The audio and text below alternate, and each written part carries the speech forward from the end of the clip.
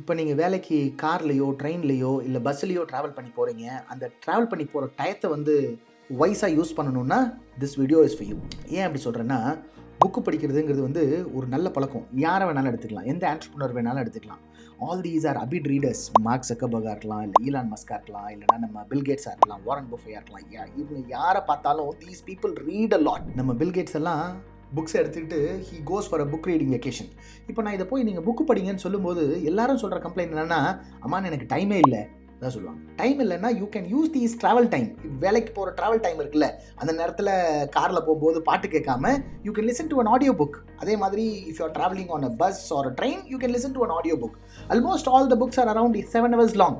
ஒரு நாளைக்கு ½ an hour கேட்டோம்னா 15 நாளில் ஒரு புக்கை கம்ப்ளீட் பண்ணிடலாம். So you can not give any excuse. Now tell me, what is the book you are going to pick up today? Leave that in the comment box. I will see you in the next video.